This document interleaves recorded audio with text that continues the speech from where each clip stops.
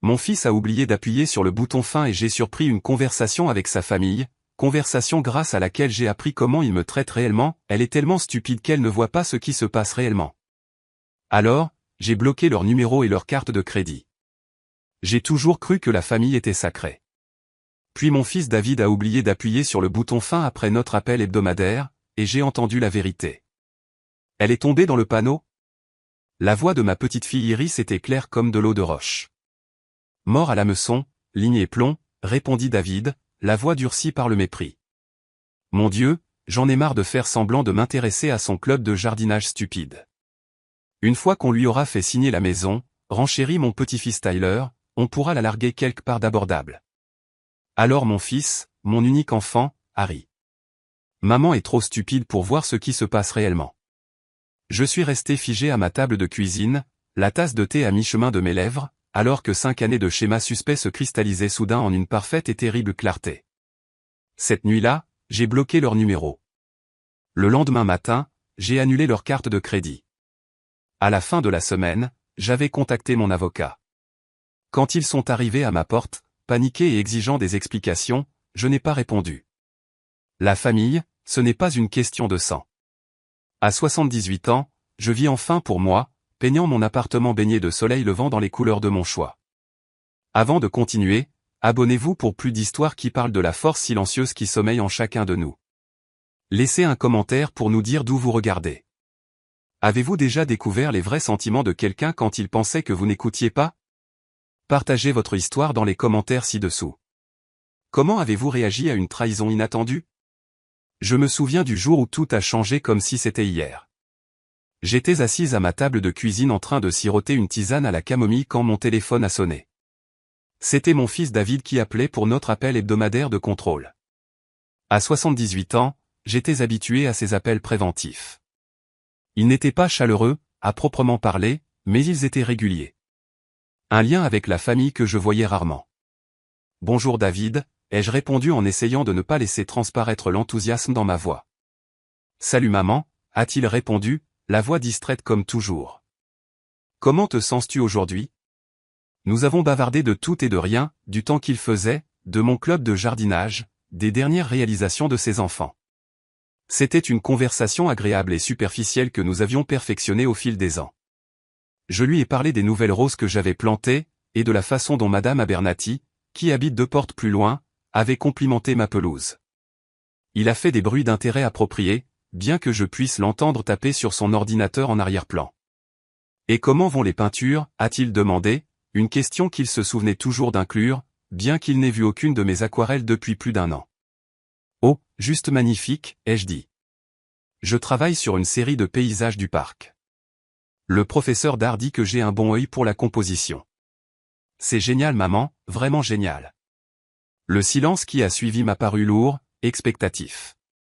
Je l'ai comblé comme je le faisais toujours en posant des questions sur son travail, sur Nathalie, sur les petits-enfants.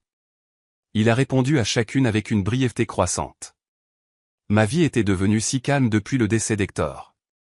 Le tic-tac de l'horloge grand-père dans le couloir semblait devenir plus fort à chaque année qui passait. J'avais pris l'habitude de laisser la télévision allumée juste pour faire du bruit de fond, bien que je la regarde rarement. Les réunions du club de jardinage le mardi et mon cours d'aquarelle le jeudi étaient les moments forts de ma semaine. Des points lumineux de contact humain dans le vide qui s'étendait de mes journées. Mon petit ranch était propre et confortable. Mais parfois, le soir, je me surprenais à errer de pièce en pièce, touchant les affaires d'Hector, ses lunettes de lecture toujours sur sa table de chevet, son pull préféré que je ne pouvais me résoudre à donner. Le silence me pressait et je mettais un de nos vieux disques, dansant seul dans le salon sur les chansons sur lesquelles nous avions l'habitude de nous balancer ensemble. « Maman, tu es toujours là. » La voix de David m'a ramené au présent. « Oui, désolé mon chéri, je pensais juste à ce que j'allais faire à dîner. »« Tu manges correctement, n'est-ce pas ? Pas seulement du thé et des toasts. »« Bien sûr, ai-je menti. Parfois, il ne semblait presque plus valoir la peine de cuisiner pour une seule personne. »« Bien, eh bien, je devrais y aller, conférence téléphonique dans 5 minutes. »« Bien sûr, mon chéri, à la même heure la semaine prochaine. »« Bien sûr maman, prends soin de toi. » L'appel s'est terminé et je suis resté assise là à tenir le téléphone pendant un long moment après, comme si une certaine chaleur pouvait encore en émaner, un certain lien avec mon unique enfant. J'ai soupiré et suis retourné à mon thé, maintenant tiède. Dehors, la lumière de l'après-midi s'évanouissait, projetant de longues ombres sur mon petit jardin. Une autre journée presque terminée. Je n'avais pas toujours été aussi seul. Il fut un temps où cette maison, enfin pas cette maison, mais notre maison avait été remplie de rires et de bruit. Les dîners du dimanche avec David, Nathalie et les petits-enfants étaient des affaires chaotiques, avec Hector au barbecue et tout le monde qui parlait en même temps. Iris avait été une enfant si douce, m'apportant toujours des pissenlits de la cour. Et Tyler avait suivi son grand-père comme un chiot dévoué, apprenant à utiliser les outils et à réparer les choses. Mais c'était avant que le cancer n'emporte Hector, avant que le silence ne descende, avant que ma famille ne devienne des voix au téléphone plutôt que des corps autour de ma table. J'ai rincé ma tasse de thé dans l'évier et jeté un coup d'œil au calendrier sur le mur. Le club de jardinage demain. Quelque chose à attendre avec impatience au moins. Je porterai mon cardigan bleu, celui dont Zineya disait qu'il faisait ressortir mes yeux. Peut-être qu'après nous déjeunerions dans ce petit café de Main Street. Ma sœur était douée pour prendre de mes nouvelles. Bien qu'à 83 ans, elle ait ses propres problèmes de santé à gérer. Alors que je me préparais à aller me coucher ce soir-là, j'ai aperçu mon reflet dans le miroir de la salle de bain. Quand étais-je devenue si vieille?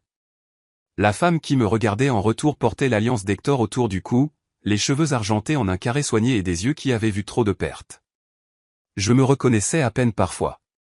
Juste toi et moi maintenant, ai-je chuchoté à mon reflet, une habitude que j'avais développée dans les années qui ont suivi le décès d'Hector. Parfois, me parler était la seule conversation que j'avais de toute la journée. Le diagnostic d'Hector était arrivé comme un coup de tonnerre par temps clair. Cancer du pancréas de stade 4. 6 mois, peut-être un an avec traitement. Nous avions prévu une croisière en Alaska pour notre 50e anniversaire de mariage. Au lieu de cela, nous avons passé ces mois à aller et venir dans les hôpitaux, à apprendre une terminologie médicale que personne ne devrait avoir à connaître, à regarder l'homme le plus fort que j'ai jamais aimé se faner sous mes yeux. David m'avait soutenu au début, venant nous voir régulièrement, amenant les petits-enfants pour réconforter leur grand-père. Nathalie avait organisé un train de repas avec le groupe de leur église. Mais au fur et à mesure que les mois passaient et que l'état d'Hector empirait, leurs visites sont devenues moins fréquentes. Les enfants ont l'école, expliquait-il. Le travail est fou en ce moment.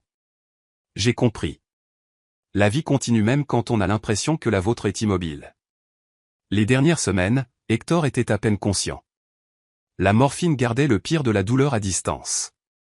J'ai dormi dans une chaise à côté de son lit d'hôpital, lui tenant la main, lui racontant des histoires sur notre vie ensemble, me remémorant le jour où nous nous étions rencontrés à cette danse de l'USO en 62. Son uniforme si impeccable, ma robe si bleue. Tu étais la plus jolie fille là-bas, avait-il chuchoté lors d'un de ces moments lucides, sa voix une ombre du baryton robuste que j'avais aimé. Quand il s'est finalement éteint, c'était tôt le matin. Je somnolais dans la chaise, lui tenant toujours la main. J'ai senti le changement avant d'ouvrir les yeux, un subtil changement dans l'univers au moment où son âme partait. L'infirmière a dit que c'était paisible, qu'il n'avait pas souffert à la fin. Je voulais la croire. Les funérailles ont été bien fréquentées. Hector avait été aimé dans notre communauté. Pompier volontaire pendant 30 ans, entraîneur de ligue, diacre à notre église. David a fait un bel éloge funèbre. Nathalie s'est occupée de la réception après. Les petits-enfants, adolescents à l'époque, semblaient maladroits autour de moi, ne sachant pas quoi dire à une grand-mère transformée du jour au lendemain en veuve. Nous allons vérifier tous les jours maman, avait promis David alors que les derniers invités partaient. Tu ne seras pas seul dans cette épreuve. Pendant un certain temps, il a tenu cette promesse. Les appels quotidiens sont devenus tous les 2 jours, puis 2 fois par semaine, puis se sont installés dans le rituel du dimanche après-midi. Les dîners du dimanche ont continué pendant quelques mois, mais ont progressivement diminué. Maman, nous emmenons les enfants au lac ce week-end. Maman, les parents de Nathalie sont en ville. Maman, Tyler a un tournoi. Des raisons valables, tout autant qu'elles sont. La vie continue. Je me suis agité dans notre grande maison coloniale à 2 étages. Une maison conçue pour une famille, pas pour une vieille femme solitaire. Les escaliers sont devenus de plus en plus difficiles avec mes genoux arthritiques. Le travail de jardinage qu'Hector avait aimé est devenu un fardeau écrasant. Les impôts fonciers entamaient mes revenus fixes. Quand David a suggéré que je songe à réduire mes dépenses, cela avait un sens pratique. Tu n'as pas besoin de tout cet espace, maman, a-t-il dit en montrant du doigt le salon où les photos de son enfance ornaient encore les murs. Et les capitaux propres que tu as accumulés te donneraient un bon pécule pour la retraite. Le marché immobilier était fort cette année-là. La maison s'est vendue en une semaine, bien au-dessus du prix demandé. J'ai trouvé un charmant ranch de plein pied dans un quartier calme avec un jardin facile à entretenir et pas d'escalier à monter. David m'a aidé à déménager, organisant quels meubles garder, lesquels vendre, lesquels donner. Que comptes-tu faire avec le produit de la vente de la maison, a-t-il demandé alors que nous trions les outils d'Hector dans le garage. Tu devrais parler à un conseiller financier, t'assurer que cela travaille pour toi. Je n'y avais pas vraiment pensé, j'ai admis. Le mettre dans l'épargne, je suppose. David a froncé les sourcils. Ce n'est pas très stratégique, maman. Les taux d'intérêt sont terribles en ce moment. Tu devrais envisager des investissements. Peut-être une hypothèque inversée sur la nouvelle maison pour libérer plus de capital. J'ai été touché par sa préoccupation pour mon bien-être financier. Je vais y réfléchir, ai-je promis. Le déménagement a été épuisant mais libérateur en quelque sorte. Réduire mes dépenses signifiait affronter une vie d'objets accumulés, décider ce qu'il était vraiment important de garder. Je me suis retrouvé à pleurer sur les choses les plus étranges. La collection d'allumettes d'Hector provenant des restaurants que nous avions visités. Les marques de taille des enfants sur l'encadrement de la porte de la cuisine qui ne pouvaient pas être transportées. Les rosiers qu'il entretenait si soigneusement et qui devaient être laissés derrière. Mais ma nouvelle maison, bien que plus petite, avait son charme. Une baie vitrée parfaite pour mon fauteuil de lecture. Une cuisine avec des appareils électroménagers modernes qui rendaient la cuisine pour une personne légèrement moins déprimante. Un abri de jardin que j'ai transformé en studio pour ma peinture.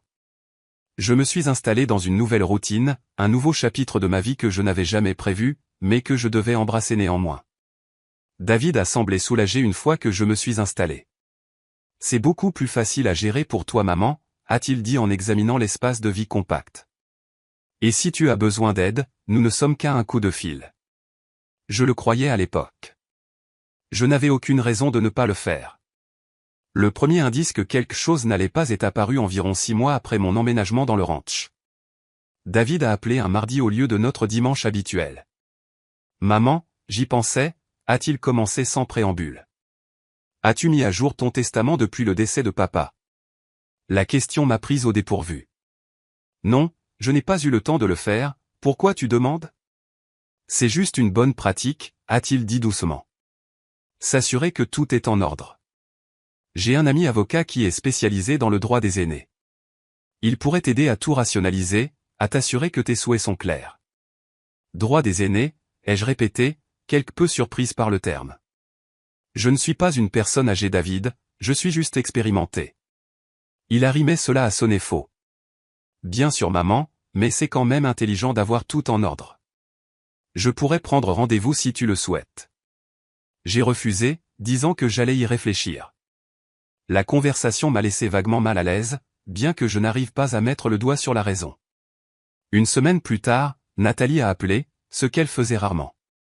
Je prends juste des nouvelles de ma belle-mère préférée, a-t-elle dit joyeusement. David a mentionné que tu ne te sentais peut-être pas très bien. Ah bon, j'allais parfaitement bien, je n'avais mentionné aucun problème de santé lors de notre dernier appel. Oh, peut-être que j'ai mal compris. Comment te sens-tu, prends-tu tous tes médicaments correctement, manges-tu bien? Les questions ont continué, sont dans ma routine quotidienne, ma santé, mes finances, de manière détournée. À la fin de l'appel, j'avais l'impression d'avoir été interviewé plutôt que d'avoir eu une conversation avec la famille. Puis les petits-enfants ont commencé à apparaître. Iris, maintenant âgée de 22 ans, s'est présentée à l'improviste un après-midi, tout sourire et flatterie. Grand-maman, tu es incroyable. J'adore ce que tu as fait avec tes cheveux. Nous avons pris le thé dans le jardin en rattrapant sa vie. Elle avait abandonné le collège communautaire, était entre 2 emplois, comme elle l'a dit, essayant de se trouver. Alors qu'elle partait, elle a hésité à la porte. Grand-maman, je déteste demander, mais je suis un peu à court d'argent, juste jusqu'à ce que je me remette sur les rails. Pourrais-tu peut-être m'aider? 5 000 $ couvriraient mon loyer et mes dépenses pendant quelques mois pendant que je cherche un emploi. 5 000 $ était une somme importante, Mais c'était ma petite fille et elle ressemblait tellement à David à cet âge-là, avec les yeux d'Hector et mon menton obstiné. J'ai écrit le chèque, ressentant une chaleur bienfaisante d'être nécessaire, d'être utile à ma famille. 2 semaines plus tard, je l'ai vue en ville, des sacs de boutique chers accrochés à ses bras, une nouvelle coiffure qui a dû coûter des centaines de dollars. Elle ne m'a pas vu la regarder de l'autre côté de la rue. Tyler est venu ensuite avec une proposition d'affaires plutôt qu'une demande directe. À 25 ans, il avait la confiance et le charme de son père. C'est une start-up technologique grand-maman, a-t-il expliqué en me montrant des imprimés brillants avec des graphiques et des projections. Nous développons une application qui va révolutionner la façon dont les gens font leurs courses.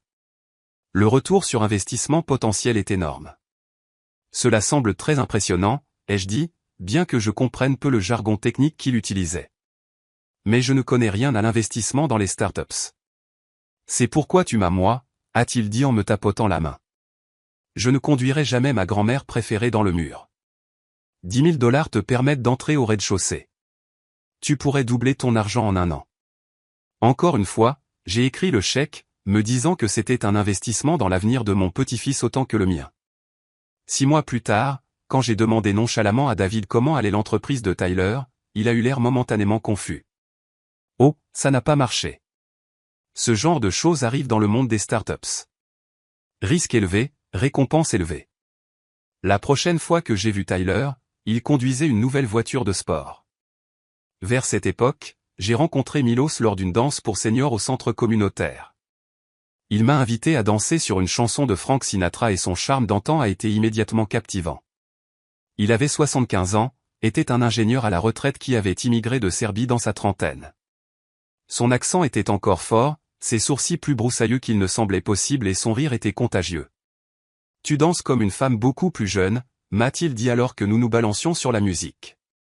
Comme une brise de printemps. Personne ne m'avait courtisé depuis des années. J'ai senti un rougissement me monter au cou, je me suis senti jeune à nouveau d'une manière que je n'avais pas ressentie depuis le diagnostic d'Hector. Milos m'a demandé mon numéro et je le lui ai donné sans hésitation. Notre premier rendez-vous était à une matinale au vieux théâtre du centre-ville, suivi d'un café dans un café où il connaissait le propriétaire, un autre expatrié serbe qui nous a offert des pâtisseries faites maison. Milos m'a parlé de sa défunte épouse, de ses enfants qui vivaient sur la côte ouest, de sa vie à Belgrade avant de venir en Amérique. Je lui ai parlé d'Hector, de ma peinture, de mon jardin. Nous avons découvert un amour commun pour la musique classique et les documentaires historiques. Il est devenu un élément régulier de ma vie. Visite de musée le mercredi, dîner dans son condo ou chez moi le samedi, excursions occasionnelles dans les villes côtières que je n'avais jamais explorées malgré le fait de vivre si près. Pour la première fois depuis le décès d'Hector, je me suis senti vraiment vivante à nouveau, vue pour qui j'étais plutôt que d'être définie par mon veuvage. Quand j'ai mentionné Milos à David lors d'un de nos appels, sa réaction a été immédiate et inquiétante. « Maman, tu connais à peine ce type. Combien lui as-tu parlé de tes finances ? » « Rien, ai-je dit, prise au dépourvu. »« Pourquoi je le ferais ? Nous parlons d'art, de musique et de voyage, pas d'argent. »« Tu dois faire attention, » a insisté David. Il y a beaucoup d'escrocs qui ciblent les personnes âgées. Les veuves solitaires avec des économies sont des cibles privilégiées. Milos n'est pas comme ça, ai-je protesté. Il est propriétaire de son condo, il a une bonne pension de son travail d'ingénieur. Il ne s'intéresse pas à mon argent. Mais l'avertissement de David a planté une graine de doute que je n'arrivais pas à secouer. La prochaine fois que Milos et moi avons dîné, je me suis surprise à chercher des signes de tromperie, des indices que son intérêt pour moi pourrait être motivé financièrement. Il n'y en avait pas, mais le doute est resté, une petite ombre sur mon bonheur. Pendant ce temps, ma sœur Zineya avait observé l'implication croissante de ma famille dans ma vie avec une inquiétude croissante. Il ne venait jamais autant quand Hector était vivant, a-t-elle fait remarquer lors d'un de nos déjeuners hebdomadaires. Maintenant, tout d'un coup, ils s'intéressent tellement à ton bien-être. C'est leur famille, ai-je dit sur la défensive. Ils se soucient de moi. Zineya, de 5 ans mon aînée mais 2 fois plus perspicace, m'a jeté un regard qui disait qu'elle n'était pas convaincue. Fais juste attention vive. Tout le monde n'a pas tes meilleurs intérêts à cœur, même la famille. J'ai rejeté ces inquiétudes comme étant le cynisme naturel de l'âge. Mais au fur et à mesure que les mois passaient, un schéma a commencé à émerger qui était de plus en plus difficile à ignorer. La réaction de David et Nathalie à Milos est passée d'inquiète à activement hostile. Ils ont commencé à venir à l'improviste quand ils savaient qu'il serait en visite, créant des situations maladroites où ils s'excusaient poliment. Nous nous inquiétons juste pour toi maman, disait David après le départ de Milos. Tu ne connais pas vraiment cet homme.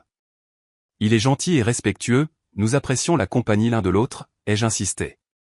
Les hommes de son âge ne s'intéressent qu'à une chose, a ajouté Nathalie, et ce n'est pas la conversation. J'étais choqué. J'ai 78 ans, je pense que je suis au-delà du point d'être abusé de cette façon. Les commentaires ont continué, des remarques subtiles sur son accent, ses antécédents et ses intentions. David appelait chaque fois que Milos et moi avions des projets, ayant soudainement besoin d'une aide urgente. Nathalie prévoyait des déjeuners qui entraient en conflit avec nos sorties, m'obligeant à choisir. Quand David a finalement suggéré que ma relation avec cet étranger manquait de respect à la mémoire d'Hector, j'ai craqué. Ton père voudrait que je sois heureuse, ai-je dit en larmes. Papa voudrait que tu sois en sécurité, a rétorqué David. J'ai choisi la paix au bonheur et j'ai mis fin à ma relation avec Milos. La douleur dans ses yeux était insupportable. Ils ont tort à mon sujet, a-t-il dit doucement. Mais je comprends que la famille est importante. Si tu changes d'avis, tu sais où me trouver. Milos parti, mon monde s'est limité à ma maison, au club de jardinage et à ma famille de plus en plus exigeante. Les visites des petits-enfants se terminaient toujours par des demandes. De l'argent pour les réparations de voitures, les demandes d'admission à l'université, les dépôts de garantie. Je donnais ce que je pouvais, me disant que c'était ce que faisaient les grands-mères. Nathalie a commencé à admirer mes biens lors de ses visites. Le collier de perles d'Hector, le service à thé en argent de ma mère, notre vase de mariage en cristal de Waterford. Cela serait parfait dans notre salle à manger, disait-elle en tenant chaque trésor. Petit à petit, mes biens précieux ont migré vers leur maison. J'ai rationalisé la situation. Ils hériteraient de ces choses de toute façon. Les allusions de David à des difficultés financières sont devenues plus directes. Les frais de scolarité de Tyler nous mettent à rude épreuve. La maison a besoin d'un nouveau toit. J'ai commencé à rédiger des chèques pour leurs dépenses, recevant chaque fois moins de gratitude et faisant face à plus d'attentes. Zineya a observé avec inquiétude. Vive, il te saigne à blanc, a-t-elle dit sans détour. Quand ont-ils rendu visite sans demander quelque chose? C'est leur famille, ai-je répété comme un mantra. La famille cède. La famille n'abuse pas, a-t-elle rétorqué. Hector serait furieux. J'ai changé de sujet, mais dans des moments calmes seul dans ma maison de plus en plus dépouillée, je me suis demandé si elle n'avait pas raison. Les mois qui ont suivi ma rupture avec Milos ont été intensément solitaires. Je me suis lancé à corps perdu dans la peinture, passant des heures dans mon studio de jardin, exprimant des émotions que je ne pouvais pas exprimer à voix haute. Les appels de David ont augmenté, se terminant toujours par des questions financières. Peut-être devrions-nous consolider tes comptes maman? Nathalie et moi pourrions t'aider à gérer les choses. J'ai commencé à sentir que je les décevais en maintenant mon indépendance. Nathalie a commencé à surveiller mes médicaments, suggérant que j'avais besoin d'aide pour me souvenir des pilules ou peut-être de quelqu'un pour vérifier tous les jours. Je suis parfaitement capable de prendre mes propres médicaments, ai-je insisté. Il n'y a pas de honte à accepter de l'aide à ton âge, a-t-elle répondu d'un ton condescendant. Les visites des petits-enfants ont suivi un schéma. Iris complimentait mes pâtisseries tout en expliquant sa dernière crise. Je déteste demander grand-maman, mais je suis à court d'argent ce mois-ci. Tyler aidait à la réparation de la maison, puis mentionnait des problèmes de voiture ou des dettes de carte de crédit. Chaque fois, j'ai écrit un chèque, me disant momentanément qu'on avait besoin de moi. Mais mes économies ont diminué tandis que leur situation s'améliorait. Rénovation de cuisine, nouvelle voiture, vacances en Europe. Tyler a publié des photos de cancans. Iris est arrivée avec des sacs à main de créateurs. J'ai réduit mes dépenses de luxe. Les déjeuners avec Zineya sont devenus mensuels. J'ai annulé mon abonnement à l'orchestre symphonique, j'ai commencé à faire des achats dans les magasins à rabais. Zineya est devenue plus directe dans ses avertissements. Ils arrivent les mains vides et repartent les poches pleines. Ils traversent une passe difficile, ai-je défendu faiblement. T'ont-ils déjà remboursé pour quelque chose, a-t-elle défié. La vérité était que le remboursement n'avait jamais été discuté. L'argent coulait dans un seul sens, pour ne jamais revenir. J'ai commencé à remarquer le schéma. Ma famille arrivait toujours les mains vides et ne repartait jamais sans quelque chose. Le conflit interne est devenu insupportable. L'instinct maternel de subvenir aux besoins en guerre avec la conscience de l'exploitation. J'ai pensé à Milos plus souvent, me souvenant de son évaluation brutale. Tu es en train d'être comment dire, traire comme vache. À l'époque, j'avais été offensé.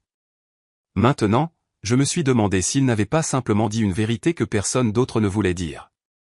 Un après-midi, j'ai trouvé une photo de David enfant, tenant fièrement un poisson qu'il avait attrapé avec Hector. Son sourire était sincère, ses yeux brillants d'amour. Je l'ai regardé, essayant de réconcilier ce garçon joyeux avec l'adulte calculateur qu'il était devenu. Le stress constant a eu des conséquences physiques. Perte de poids, insomnie, anxiété quand le téléphone sonnait. Tu as l'air épuisé, a dit Zineya lors d'un rare déjeuner. Cette situation te tue à petit feu. Je ne sais pas quoi faire, ai-je admis. Ce sont mes seuls proches en dehors de toi.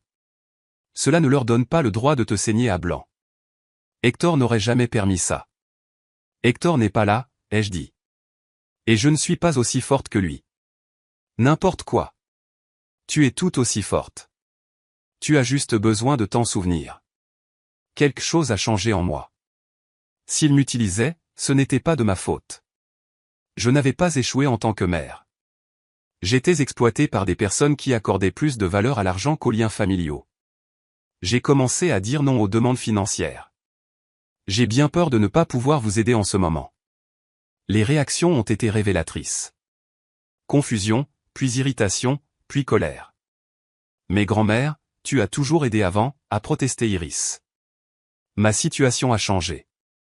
Je dois faire attention à mes dépenses. Les appels ont diminué. Les visites ont presque cessé. David, cependant, est devenu plus insistant. Maman, tu te sens bien? Peut-être devrions-nous rester quelques jours et aider à la maison. J'ai esquivé ces offres tout en faisant des recherches sur les protections financières pour les personnes âgées et en consultant l'ami avocat de Zineya. Je me préparais à ce qui allait suivre, soit capituler devant leurs exigences, soit les forcer à révéler leurs véritables intentions. C'était un mercredi après-midi quand David a appelé en dehors de notre horaire habituel. J'étais dans mon studio en train de travailler sur un paysage à l'aquarelle quand mon téléphone a sonné. J'ai envisagé de laisser passer l'appel et d'aller à la messagerie vocale. J'étais à un point crucial de la peinture, essayant de capturer la qualité exacte de la lumière à travers les arbres. Mais des années d'instinct maternel ont gagné. Et s'il s'agissait d'une urgence? Allô David, ai-je répondu en essayant de ne pas laisser transparaître la lassitude dans ma voix. Salut maman, a-t-il répondu, son ton inhabituellement optimiste. Comment te sens-tu aujourd'hui? Nous avons discuté de tout et de rien. Du temps qu'il faisait, de mon club de jardinage, des dernières réalisations de ses enfants. C'était une conversation agréable et superficielle que nous avions perfectionnée au fil des ans. Mais il y avait un courant sous-jacent d'attente dans sa voix, une excitation à peine contenue qui me mettait mal à l'aise. Finalement, il est venu au fait. Oh, au fait maman, nous prévoyons un dîner spécial la semaine prochaine pour l'anniversaire de Tyler. Tu viendras, n'est-ce pas? J'ai été surprise par l'invitation. Cela faisait des mois que je n'avais pas été incluse dans une réunion de famille. Bien sûr, ai-je dit, vraiment ravi. Que puis-je apporter? Juste toi, a répondu David rapidement. Nous nous occupons de tout. C'est dans ce nouveau steakhouse du centre-ville, celui que Tyler a toujours voulu essayer. Cela semble charmant, ai-je dit, calculant mentalement ce que je pouvais me permettre d'offrir comme cadeau. Mon budget était plus serré ces jours-ci, mais un anniversaire était un anniversaire. Peut-être une belle chemise ou un livre sur cette période historique qui l'intéressait récemment. Oh et maman, a ajouté David, sa voix prenant ce ton particulier que j'avais appris à reconnaître. Légèrement hésitant, légèrement apologétique, le prélude à une demande financière. Je déteste demander, mais pourrais-tu transférer environ $300 sur le compte de Nathalie? Les traiteurs ont besoin d'un acompte et nous sommes un peu à court ce mois-ci. J'ai froncé les sourcils, confuse. Je pensais que tu avais dit que c'était au steakhouse, n'est-ce pas? Oui, a-t-il dit rapidement. Ils ont une salle privée pour les fêtes. C'est ce qui a besoin de l'acompte. Cela n'avait pas vraiment de sens. Les restaurants retenaient généralement les réservations avec une carte de crédit, pas un dépôt en espèces, mais j'ai laissé passer. Bien sûr Davet, ai-je dit en utilisant son surnom d'enfance. Je vais l'envoyer tout de suite. Merci maman, tu es un bijou. Je t'aime. Je t'aime aussi mon chéri. Je l'ai entendu bouger comme pour raccrocher. Mais l'appel ne s'est pas terminé. Au lieu de cela, j'ai entendu un bruit de pas, puis des voix qui devenaient plus claires comme s'il avait posé le téléphone sans mettre fin à l'appel. Elle est tombée dans le panneau? C'était la voix d'Iris, sans équivoque, suivie d'un rire qui m'a glacé le sang. Mort à l'hameçon, ligne et plomb, répondit David, sa voix complètement différente, dure, méprisante. Mon Dieu, j'en ai tellement marre de ces appels, de faire semblant de m'intéresser à son stupide club de jardinage et à ses peintures pathétiques qu'elle fait. Eh bien, continue comme ça. La voix de Nathalie maintenant acérée comme du verre. Le dîner d'anniversaire sera parfait. Elle s'est sentie laissée de côté ces derniers temps, alors elle viendra certainement et apportera un cadeau, probablement de l'argent. Tu sais comment elle est, a dit Tyler d'un ton insouciant comme toujours. Et nous pouvons relancer l'idée d'une hypothèque inversée, a ajouté papa. Avec la bonne pression, elle finira par céder. Ouais, papa est intelligent, a convenu Iris. Une fois qu'on lui aura fait signer la maison, on pourra la faire déménager dans une résidence assistée abordable. La maison familiale est trop précieuse pour être gaspillée sur elle. Elle n'a pas besoin de tout cet espace. J'ai entendu David à nouveau, sa voix professionnelle. Il faut juste être patient, encore un peu.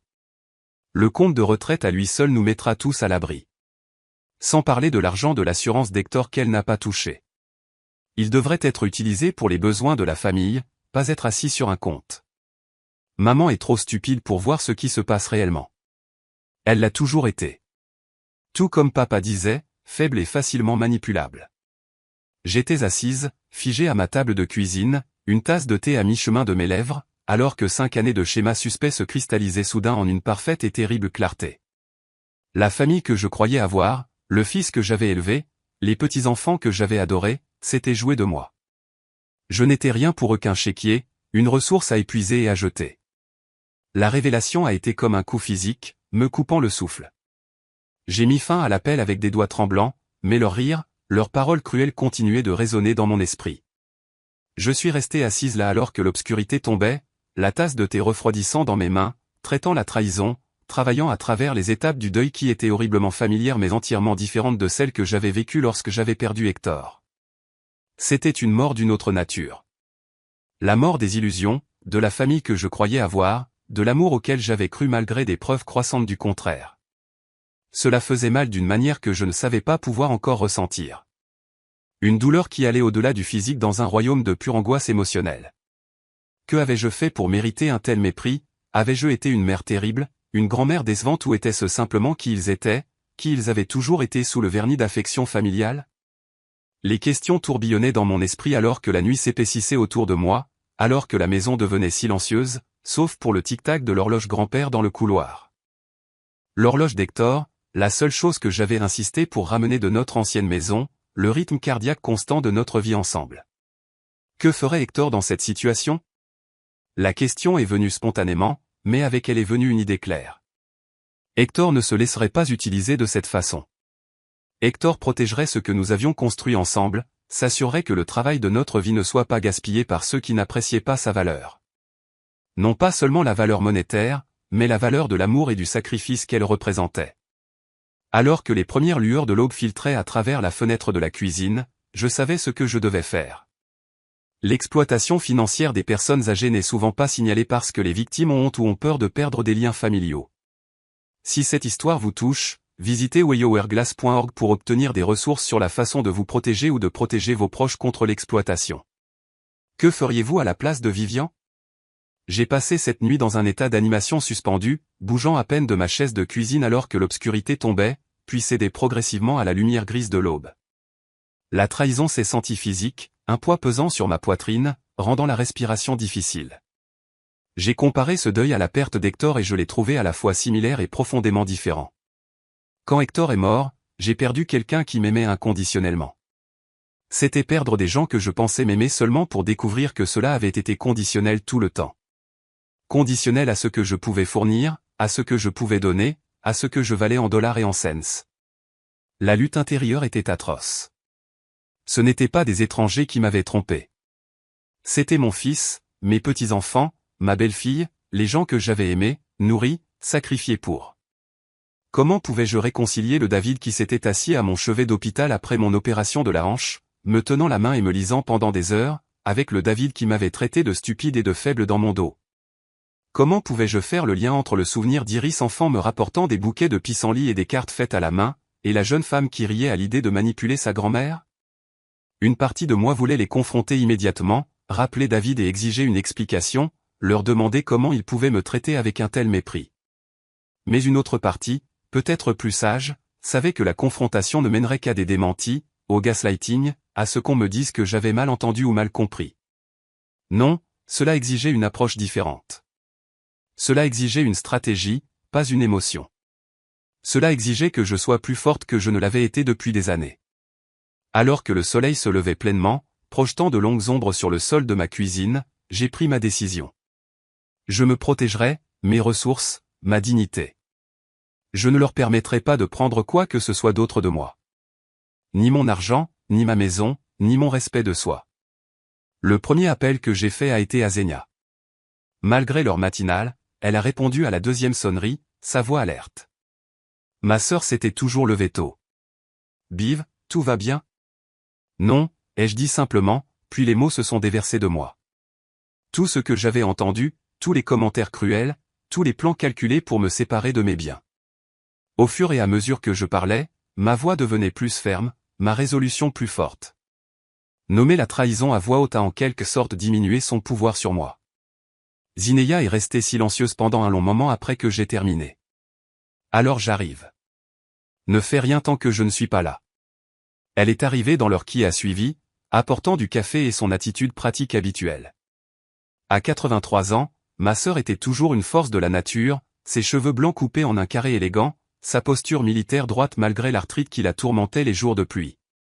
J'aurais dû t'écouter, ai-je dit, les larmes coulant enfin alors qu'elle m'enveloppait dans une étreinte féroce. Tu as tout vu depuis le début. Ça n'a plus d'importance maintenant, a-t-elle dit avec brusquerie en posant son sac à main et le plateau en carton de tasse à café. Ce qui compte, c'est ce qu'on fait ensuite.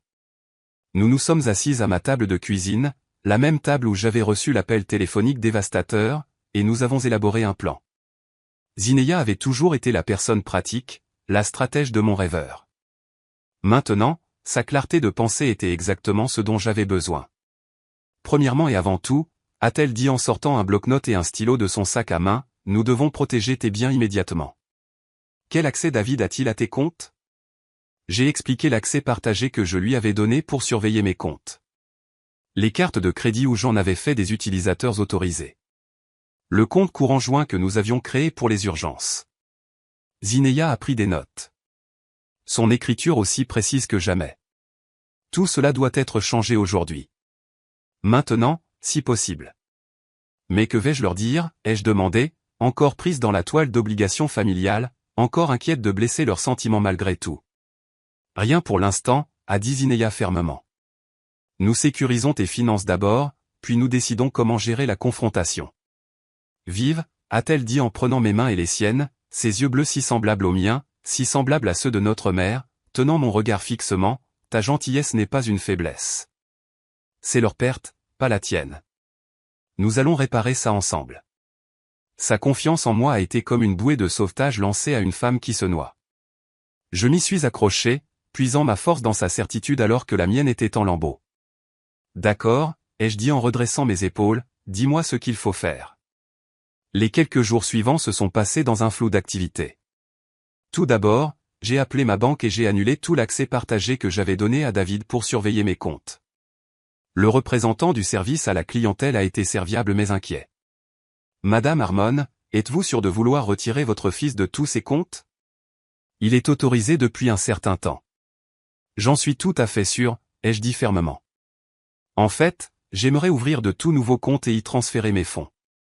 Et j'aimerais changer tous mes mots de passe et mes questions de sécurité. Ensuite, j'ai appelé les sociétés de cartes de crédit où j'en avais fait des utilisateurs autorisés et j'ai révoqué leurs privilèges. Un représentant a demandé s'il y avait eu des accusations frauduleuses que je voulais signaler. Non, ai-je dit après un moment de réflexion. Pas frauduleux exactement, juste non autorisés dans l'esprit, sinon dans la lettre.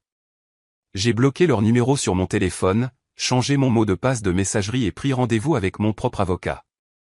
Pas l'ami de David qui se spécialisait dans le droit des aînés, mais Janet Kowalski, une femme perspicace dans la cinquantaine qui s'occupait des affaires de Zineia depuis des années. L'exploitation financière des personnes âgées est malheureusement courante, m'a dit Janet lors de notre consultation, son expression compatissante mais professionnelle, encore plus lorsqu'il s'agit de membres de la famille qui exploitent. Ils ont accès, ils ont confiance et ils ont souvent un sentiment de droit sur les biens des personnes âgées. Que puis-je faire pour me protéger, ai-je demandé. Beaucoup de choses en fait, a-t-elle répondu en sortant un bloc-notes juridique. Nous allons commencer par créer une fiducie révocable pour vos biens avec des dispositions claires pour vos soins. Nous allons mettre à jour votre testament en retirant David comme exécuteur testamentaire et en nommant quelqu'un en qui vous avez implicitement confiance, peut-être votre sœur. Nous allons mettre en place une procuration financière et une directive sur les soins de santé en nommant quelqu'un d'autre que votre fils. Et nous allons documenter cette conversation et les raisons de ces changements au cas où il y aurait un défi à votre compétence. L'implication était claire. David pourrait prétendre que j'étais mentalement incompétente lorsqu'il découvrirait qu'il avait été coupé. La pensée était à la fois exaspérante et profondément triste. Que mon propre fils remette en question ma santé mentale plutôt que de reconnaître ses propres méfaits en disait long sur la détérioration de notre relation. Lorsque le jour du dîner d'anniversaire de Tyler est arrivé, je n'étais pas là. Je n'ai envoyé ni cadeau, ni carte, ni explication de mon absence. Au lieu de cela, je visitais des communautés de retraite avec Zineia. Pas la résidence assistée abordable que David avait mentionnée, mais des communautés dynamiques et actives où je pourrais avoir mon indépendance et ma sécurité. Celle-ci a un atelier d'art pour les résidents, a mentionné la guide à Oakwood Village en nous montrant un espace lumineux et aéré avec des chevalets et un mur de tableaux terminés. Plusieurs artistes professionnels vivent ici et ils offrent des cours pour tous les niveaux de compétences. J'ai ressenti une étincelle d'intérêt, la première émotion positive que j'avais ressentie depuis l'appel téléphonique dévastateur. Ont-ils des expositions, des vernissages 2 fois par année? La guide a confirmé et il s'associe au collège communautaire pour des ateliers spéciaux. De nombreux résidents trouvent qu'ils ont plus de temps pour poursuivre leurs passions artistiques ici. À la fin de la journée, j'avais versé un acompte sur un appartement d'une chambre avec un petit bureau qui pourrait servir d'atelier. La communauté avait une sécurité 24 heures sur 24, une salle à manger pour les jours où je n'avais pas envie de cuisiner, un transport pour les rendez-vous médicaux et les courses et, surtout, un sentiment de communauté qui avait fait défaut à ma vie depuis le décès d'Hector. « Es-tu sûr de ça ?» a demandé Zineia alors que nous rentrions à la maison en voiture. « C'est un grand changement. »« J'en suis sûr, » ai-je dit, me sentant plus certaine à chaque kilomètre qui passait. « J'ai besoin d'un nouveau départ quelque part où ils ne peuvent pas me trouver facilement. Quelque part où je peux construire une nouvelle vie. » Les appels d'urgence ont commencé ce soir-là. D'abord David, puis Nathalie, puis même Tyler et Iris. Des messages vocaux, des textos, des courriels, tous plaidant la confusion, prétendant un malentendu. Lorsque je n'ai pas répondu, ils ont commencé à se pointer chez moi, frappant à ma porte à toute heure. Je suis resté avec Zineia jusqu'à l'arrivée du camion de déménagement. Nous avons engagé un service de sécurité pour superviser l'emballage et le déménagement au cas où David ou les autres tenteraient de s'immiscer. Ils ne l'ont pas fait. Mais la voiture de David a roulé lentement devant la maison de Zineia à plusieurs reprises pendant mon séjour, un rappel silencieux que ce n'était pas fini. J'ai appelé un agent immobilier au sujet de la vente de ma maison, selon mes conditions. Une fois vendue, j'ai placé l'argent dans les fiducies soigneusement structurées que Janet avait mises en place avec des dispositions claires pour mes soins et des instructions précises sur qui pouvait et ne pouvait pas accéder au fonds. Le plus difficile a été de changer mon numéro de téléphone, mon adresse électronique, de disparaître essentiellement de la vie que j'avais connue. Mais c'était nécessaire. Comme Janet l'avait expliqué, parfois la seule façon d'arrêter l'exploitation financière est de vous retirer complètement de la portée de l'exploiteur. Je n'ai laissé aucune adresse de réexpédition, aucun moyen pour eux de me trouver facilement.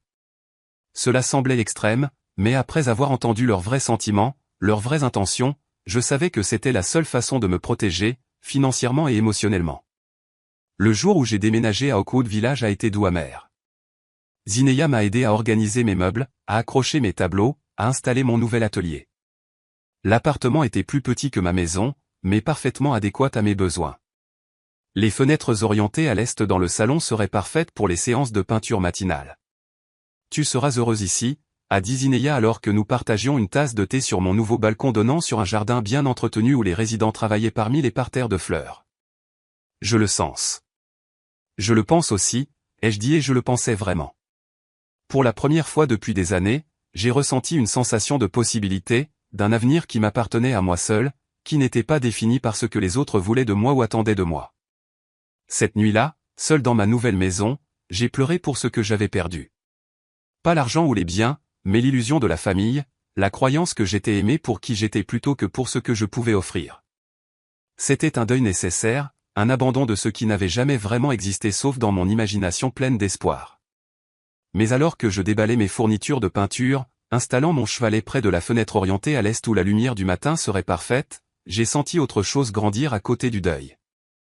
Une détermination tranquille, un sentiment de reprendre ma vie à mes propres conditions. J'avais 78 ans, mais je n'avais pas encore fini. Pas du tout. Mon nouvel appartement dans la résidence pour personnes âgées est orienté à l'est, parfait pour les séances de peinture matinale. La lumière entre à flot par les grandes fenêtres, illuminant mon chevalet et la toile sur laquelle je travaille. Un paysage du jardin visible de mon balcon. Les couleurs sont vibrantes et vivantes d'une manière que mes œuvres antérieures n'avaient jamais tout à fait atteinte. Cela fait 6 mois que j'ai disparu de mon ancienne vie. 6 mois de reconstruction, de guérison, de découverte de qui je suis quand je ne suis pas défini par mes relations avec les autres. Pas comme la femme d'Hector, pas comme la mère de David, pas comme la grand-mère d'Iris et de Tyler, mais simplement comme moi-même, Vivien Harmon, artiste, jardinière, survivante. La transition n'a pas été facile. Il y a eu des nuits où je suis resté éveillé à me demander si j'avais trop réagi, s'il n'y avait pas une explication innocente à ce que j'avais entendu. Mais ces moments sont devenus moins fréquents à mesure que je m'installais dans ma nouvelle vie. À mesure que je construisais de nouvelles routines, de nouvelles amitiés, de nouveaux objectifs. J'ai renoué avec Milos qui, il se trouve, suit un cours de danse ici 3 fois par semaine. Nos retrouvailles ont été maladroites au début. Moi, pleine d'excuses pour avoir mis fin aux choses si abruptement. Lui, gracieux mais méfiant. Mais petit à petit, nous avons reconstruit notre relation, plus forte maintenant pour avoir surmonté une séparation. Nous prenons les choses lentement, profitant de la compagnie l'un de l'autre sans pression ni attente. Il me fait rire, remet en question ma pensée, apprécie mon art d'une manière que peu d'autres ont jamais fait. Tu peins comme quelqu'un qui a vu à la fois la beauté et la douleur, m'a-t-il dit une fois en étudiant un paysage que je venais de terminer. Il y a de l'honnêteté dans tes coups de pinceau. Je me suis aussi fait de nouveaux amis. Margaret, une professeure d'anglais à la retraite qui anime le club de lecture. Carlos, un veuf qui entretient le jardin communautaire et partage ses légumes avec quiconque exprime de l'intérêt. Hélène, une ancienne danseuse de ballet qui enseigne maintenant le yoga doux aux résidents. Ils ne savent rien de mon passé, de la trahison qui m'a mené ici. Pour eux, je suis juste Vivien, la nouvelle résidente avec un talent pour les aquarelles et un penchant pour le thé Earl Grey. Les protections financières que j'ai mises en place se sont avérées nécessaires. David m'a retrouvé finalement. Bien sûr qu'il l'a fait. C'est mon fils. Il connaît mes habitudes, mes préférences. Il s'est présenté à Oakwood Village un après-midi. Le charme au maximum. Un bouquet de lys, mes préférés. Il s'en souvenait au moins. Maman, a-t-il dit quand je l'ai rencontré au centre communautaire plutôt que de l'inviter dans mon appartement. On s'est tellement inquiété. Pourquoi as-tu disparu comme ça? Pourquoi ne réponds-tu pas à nos appels? J'ai regardé mon fils, mon unique enfant, le bébé que j'avais allaité et nourri, le garçon à qui j'avais appris à faire du vélo et à lasser ses chaussures, l'homme que j'avais aidé à l'université, dans son premier appartement, et j'ai ressenti un mélange complexe d'amour et de lassitude. Je pense que tu sais pourquoi David, ai-je dit tranquillement. Je ne sais pas, a-t-il insisté, son expression étant un masque parfait de confusion et d'inquiétude. On a été frénétique. Nathalie a été bouleversée. Les enfants n'arrêtent pas de demander quand ils reverront leur grand-mère. Tu as oublié de raccrocher le téléphone, ai-je dit simplement. Après que tu m'aies demandé de l'argent pour le dîner d'anniversaire de Tyler, j'ai tout entendu. Toi, Nathalie, les enfants. J'ai entendu ce que vous pensiez vraiment de moi. Ce que vous avez planifié. Son visage a subi une série remarquable de transformations. Choc, déni, calcul, et finalement une sorte de reconnaissance résignée. Maman, tu as mal compris. Nous étions justes. S'il te plaît, arrête, les jeux interrompus, ma voix ferme malgré la douleur lancinante dans mon cœur. N'insulte pas mon intelligence en me mentant maintenant. Je t'ai entendu me traiter de stupide et de faible. J'ai entendu vos plans pour ma maison, mon compte de retraite, l'argent de l'assurance d'Hector. J'ai tout entendu, David. Il est resté silencieux pendant un long moment, ses mains tripotant le cellophane autour d'Hélice. Nous sommes une famille, a-t-il dit finalement, comme si cela expliquait tout, excusait tout. Oui, nous le sommes, ai-je convenu. C'est pourquoi ça a tellement fait mal d'entendre ce que vous ressentez vraiment pour moi. La famille devrait être une question d'amour, de respect, de soutien, pas d'exploitation. Nous t'aimons, a-t-il protesté, mais ça sonnait creux, même à mes oreilles, une défense réflexe plutôt qu'une déclaration sincère. Peut-être, ai-je concédé, mais pas assez pour me traiter avec dignité, avec un respect humain fondamental. Pas assez pour me voir comme une personne plutôt qu'une ressource. Que veux-tu de moi, maman, a-t-il demandé, un soupçon de frustration se glissant dans sa voix. Des excuses, David. Je suis désolé. Nous le sommes tous. Maintenant, pouvons-nous passer à autre chose, revenir à la maison? Tu nous manques. Je suis à la maison, ai-je dit en désignant le centre communautaire autour de nous, le jardin visible à travers les grandes fenêtres. C'est là que je vis maintenant. Quant à ce que je veux de toi, rien David. Je ne veux ni n'ai besoin de rien de toi. Le choc sur son visage était presque comique. L'idée que je n'avais peut-être pas besoin de lui, que je n'étais peut-être pas désespéré pour son attention et son approbation, ne lui était clairement jamais venue à l'esprit. Tu ne peux pas être sérieuse, a-t-il dit. Tu vas juste nous couper les ponts? Ta propre famille. Je ne vous coupe pas les ponts, ai-je précisé. J'établis des limites. Si vous voulez une relation avec moi, ce sera à de nouvelles conditions. Des conditions qui incluent le respect mutuel et l'honnêteté. Plus de demandes financières, plus de manipulation, plus de me traiter comme si j'étais incompétente ou stupide. Et si nous ne sommes pas d'accord avec ces conditions, a-t-il défié, un soupçon de la dureté que j'avais entendu dans sa voix lors de cet appel téléphonique fatidique transparaissant à travers le vernis d'inquiétude. Alors, nous n'avons pas de relation, ai-je dit simplement. C'est votre choix. Il est parti sans rien résoudre. L'hélice abandonnée sur la table entre nous. Je n'ai pas eu de nouvelles de lui directement depuis, bien que Nathalie ait appelé une fois, sa voix mielleuse de fausse inquiétude, demandant si je recevais l'aide dont j'avais besoin. Tyler a envoyé un texto suggérant que nous parlions de ce qui se passait vraiment. Iris a laissé un message vocal plein de larmes et de reproches sur la façon dont j'avais abandonné la famille. Je n'ai répondu à aucun d'eux. La balle est dans leur camp maintenant. S'ils veulent une relation authentique basée sur l'amour plutôt que sur le gain financier, ils savent où me trouver. Je ne retiens pas mon souffle, mais j'ai laissé la porte entr'ouverte, juste au cas où. Parfois, je pense à eux. David et sa famille. Je me demande s'ils m'ont jamais vraiment aimé ou si j'ai toujours été une ressource à gérer, un chéquier avec un rythme cardiaque. J'espère que les petits-enfants pourraient un jour devenir de meilleures personnes que leurs parents. Pourraient reconnaître le vide d'une vie construite sur le fait de prendre plutôt que de donner. Mais je n'attends plus près du téléphone. Au lieu de cela, je me concentre sur la vie que je construis ici. J'ai rejoint un groupe d'art plus sérieux, j'ai même vendu quelques tableaux lors de l'exposition biannuelle de la communauté. J'ai commencé à faire du bénévolat à l'école primaire locale, enseignant l'art à des élèves de 3e année qui abordent leur toile avec une joie sans complexe. Je me suis fait des amis qui m'apprécient pour ma compagnie, ma conversation, ma perspective, pas pour ce que je peux leur donner matériellement. La famille n'est pas une question de sang, j'ai appris. C'est une question de respect, d'amour sans condition ni prix. Zineya me rend visite chaque semaine, apportant des potins et des pâtisseries de la boulangerie que j'aime. Milos et moi dînons tous les samedis, à tour de rôle pour cuisiner ou essayer de nouveaux restaurants en ville. Carlos m'apporte des tomates du jardin. Margaret me prête des livres qu'elle pense que j'aimerais. Hélène m'a convaincu d'essayer le yoga malgré mes genoux arthritiques. C'est ma famille maintenant. Choisie plutôt que née dedans. Construite sur des soins mutuels plutôt que sur l'obligation ou l'exploitation. Ce n'est pas ce à quoi je m'attendais à ce stade de ma vie. Pas l'avenir que nous avions planifié quand Hector et moi étions assis sur notre porche à discuter de la retraite en regardant David jouer avec ses enfants sur notre pelouse. Mais c'est une bonne vie, une vie avec dignité et un but.